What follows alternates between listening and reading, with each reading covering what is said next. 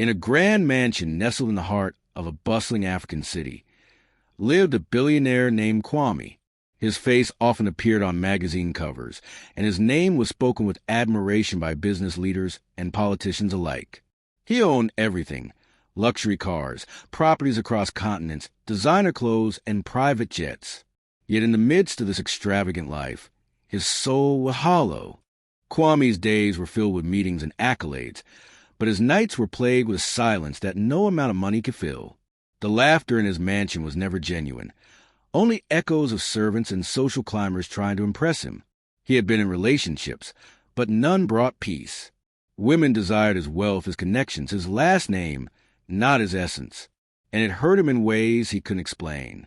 One night, while gazing out from his penthouse balcony as city lights sparkled below, a thought struck him like lightning. What if he left it all? What if he disguised himself and found someone who loved him for his heart alone?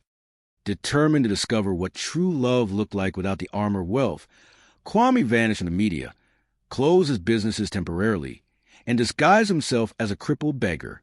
He donated his clothes, let his beard grow, and learned to sit still for hours, something he had never done in his high-powered life.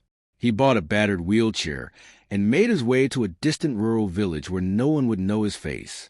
There, he settled on a quiet, dusty corner near the village market. The sun was harsh, and the ground was dry. He stretched out his hand and whispered, "Please help," to every passerby, but most just looked away. He felt invisible, something new, humbling and painful. For days, Kwame watched people pass. Children ran by without a glance. Women crossed to the other side, and men barely acknowledged him. His once proud spirit began to ache. Then came Zola. She was no richer than the rest. A young woman in her 20s, wearing a faded wrap dress and carrying a basket of vegetables. But when she saw him, she stopped. Her eyes, soft and full of something Kwame hadn't seen in a long time, empathy, met his. She crouched down beside him and gently asked, "Are you hungry?" He could barely nod. She reached into her worn purse and gave him her last few coins. "It's not much, but I hope it helps." Kwame's eyes stung. In her small act, he felt more humanity than all his billions had ever bought. That evening, Zola returned home with a heavy heart. She told her father, Manla, about the beggar she had met. He looked tired, lonely. "He reminded me of Mama when she was sick," she whispered. Manla, a man hardened by years of labor but softened by love, leaned against the doorway and said, "We may not have gold, but we have walls and soup. Bring him." Zola was surprised but grateful. They prepared a place in the back of their small clay home, laying down a mat and finding an extra bowl for supper. When she returned to fetch Kwame, he looked shocked. He had never been invited anywhere as a poor man. Kwame lay on the mat, wrapped in a thin blanket. Zola handed him a bowl of hot yam and okra soup. It wasn't what he was used to, but it warmed his chest more than anything he'd tasted in years. He watched as Zola and Manla shared quiet jokes by the fire. Laughter here didn't feel forced. It was born of love, not pretense. That night, as crickets sang outside and stars shimmered above the thatched roof, Kwame felt something he hadn't in a long time: peace. He whispered, "Thank you," into the dark. The days passed. Manla built a shaded bench in the garden for Kwame. Zola brought water to wash his clothes and bandage his fake injury. They never asked for anything in return. Sometimes, Zola would sit beside him, shelling groundnuts or humming a village song. They talked, but only about little things: the weather, the goats, the way the wind blew through the trees. But the silence between them was never awkward. It was gentle. It was healing. One evening, Manla sat beside Kwame and asked a question he had been holding in for days. "How did this happen to your leg, son?" Kwame hesitated. He didn't want to lie, but the truth could undo everything. "An accident. I can walk again, but the surgery's expensive," he muttered. Manla stared at him. Money should never be the end of man's road. He stood up, clapped a hand on Kwame's shoulder, and walked inside. Kwame sat alone, ashamed. A man with everything, now lying to people with nothing. Zola began working harder. She sold vegetables at the market daily, saving every coin. One day, a shiny car pulled up beside her stall. Out stepped Jidenna, dressed in city fashion, shoes that never touched red soil. "Zola," he smirked, "you're too fine for this dusty life. I could give you more than vegetables and goats." Zola's eyes didn't flinch. "And what would I lose?" she asked calmly. He didn't answer. She turned away, selling cassava to a customer.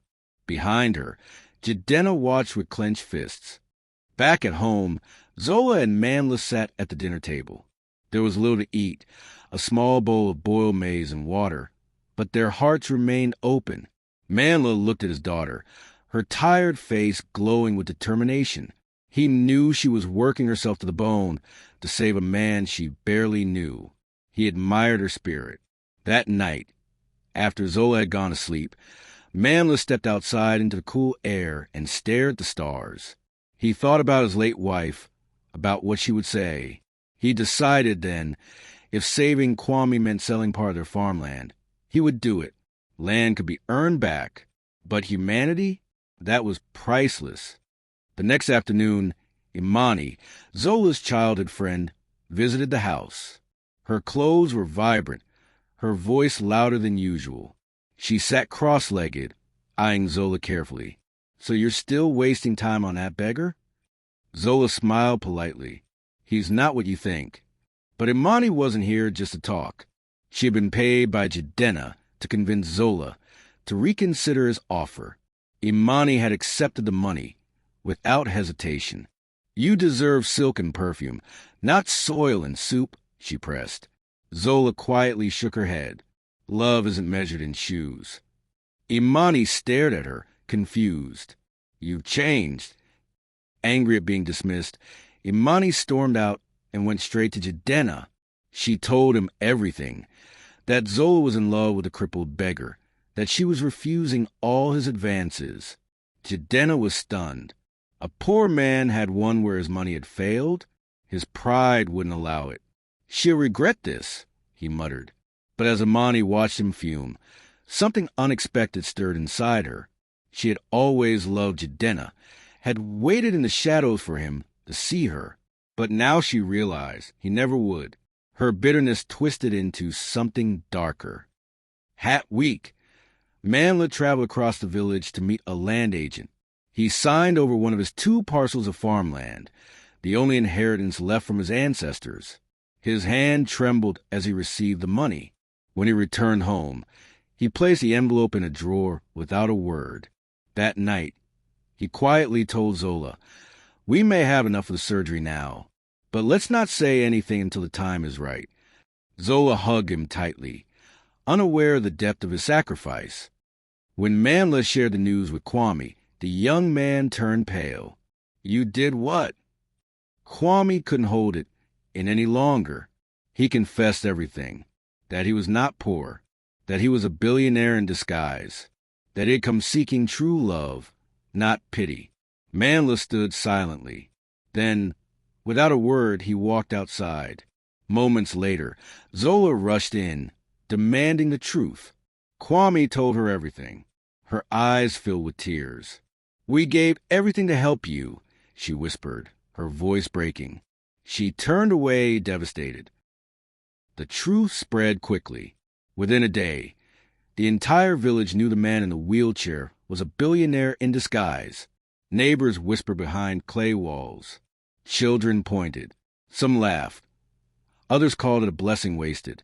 Zola couldn't bear the stares. She avoided the market, kept indoors. Manla, though calm on the outside, spent hours sitting in silence. The land he had given away, the dignity he had protected, all felt bruised. Kwame remained in the room, overwhelmed with guilt. His wealth meant nothing now, not in a home where trust had been broken. One evening, Zola returned from the well to find Manla collapsed on the ground, clutching his chest. Panic seized her. She screamed for help. Neighbors rushed over as she cradled his head. Kwame ran outside barefoot, lifting Manla into his arms and helping them to a borrowed motorbike. Dust flew as they raced toward the village clinic. Inside the clinic, Time froze. Zola paced. Kwame sat with his head in his hands. After what felt like eternity, the doctor stepped out. He's stable but weak. That fall could have been fatal. When Kwame's parents finally heard what had happened, his mother was relieved he was alive, but his father was furious.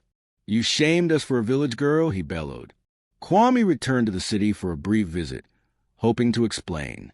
His father, a powerful political figure, had already arranged for him to marry the daughter of a key ally. "This girl is not part of the plan," he warned. Kwame refused. "I choose Zola, with or without your support." A silence fell in the mansion. His father's eyes narrowed. The next day, Kwame was disowned. Back in the village, the days were quiet but heavy. Zola rarely smiled. Kwame stayed mostly indoors, waiting for Manla to recover. The old man's energy was not what it used to be. Though the doctor said he would heal, his strength returned slowly. One night, just after sunset, a black SUV drove silently to the village's edge. It parked near the trees, away from curious eyes. Inside were 3 men sent by Kwame's father, men who had done dark work before. Their orders were clear: teach him a lesson, make him disappear if you must. When the house fell into silence, they moved. Footsteps on red earth, a creaking gate. They burst into the home and found Manla reading in bed.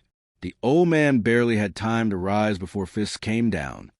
Zola returned from the farm to find the house in chaos. Her father lay on the floor, blood on his shirt, his breathing shallow. She screamed. Neighbors gathered. Kwame arrived seconds later, dropping to his knees beside Manla. They rushed him to the clinic again. This time the wounds were deeper, the fear greater. As the doctor worked, Kwame sat outside, eyes burning with rage.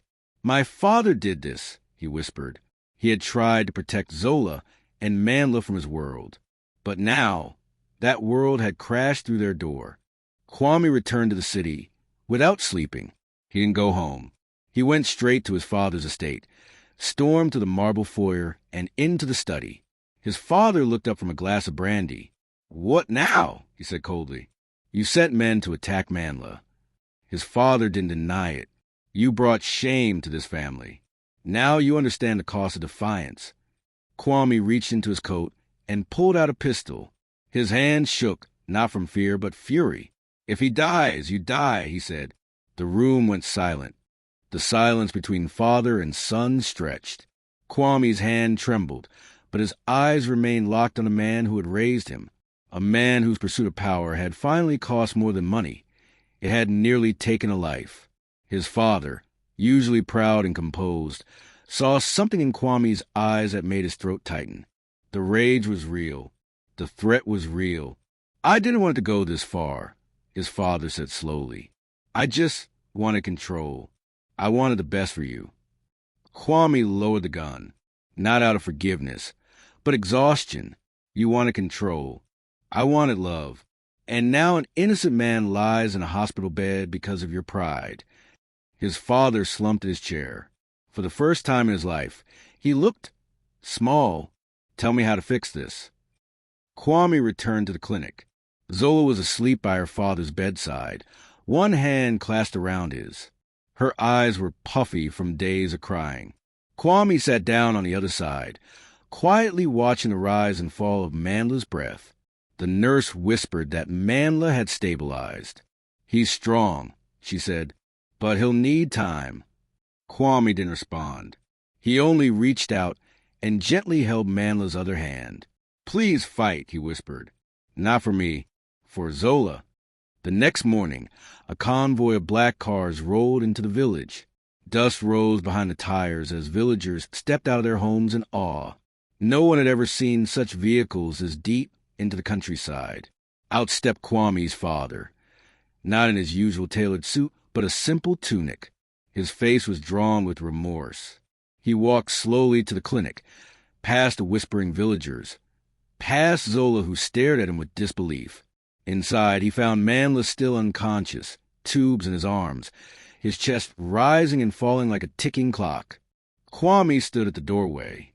"I came to say I'm sorry," the old man said. I've made mistakes, terrible ones. If he survives, I'll make sure he never wants for anything again. Zola, silent for a moment, simply said, "Make sure your son never becomes you." The morning sun cast golden light through the thin hospital curtains. Birds chirped faintly outside, and for the first time in days, the air felt a little less heavy. Mandla stirred. Zola gasped as his eyes fluttered open. "Baba," she whispered, tears already forming. Kwame leaned closer, his heart pounding. Mandla's voice was weak but clear. "Still here?" Zola nodded, unable to speak. Kwame gripped his hand. "I'm sorry. For everything." Mandla blinked slowly, then managed a faint smile.